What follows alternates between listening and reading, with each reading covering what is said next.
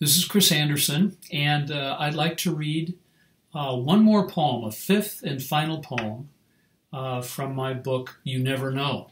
This is a poem called Trust. Cresting the hill, you see it, above the fields and the tops of the walnut trees, low in the sky, very close.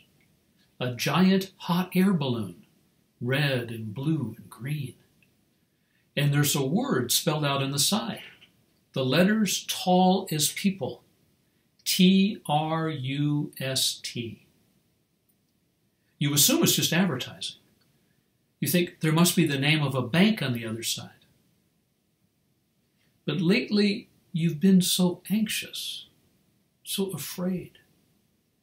Long ago, the Jews believed the Torah was an orchard. From a distance, all we see are trees. But there are branches, too, closer in, crissing and crossing. And there are leaves, a profusion of leaves. And there is the fruit in its many colors, and the nuts in their many shells, and beneath the skin, the flesh, and within the flesh, the seeds. And then you reach the bottom, level out.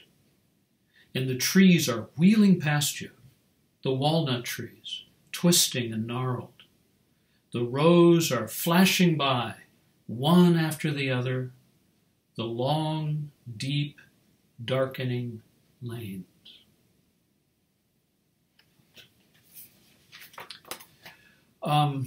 This is not an experience I had. This is an experience my wife had, and that she told me about, of seeing a hot air balloon.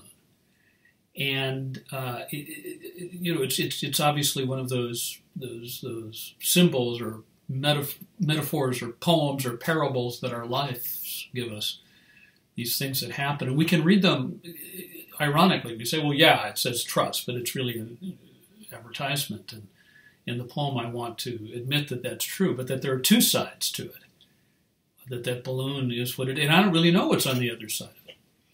And then the leap to that image of the Torah as an orchard. It's a leap, although the balloon is floating over a walnut orchard, a walnut grove.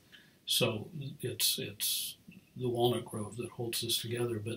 But this idea that there's always more than meets the eye, that there's always more than we can actually see, that it looks just like an orchard, but if you go deeper and deeper and deeper in, there's something there's a seed.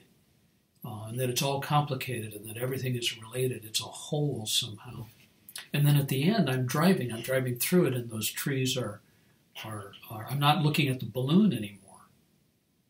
The balloon is gone. I've gone down the hill. I've bottomed out, and all the trees from that orchard are kind of wheeling past me. But that's a beautiful thing, too. And so the poem is just inviting us into the complexity of things and into that orchard. And the balloon is behind us, but it's inviting us to think of the word trust. And I guess I'm always trying to say this in my poems. And I'm always trying to believe it. It's a struggle for me to believe this day to day. I guess that's why I write the poems. But trust. Be not afraid.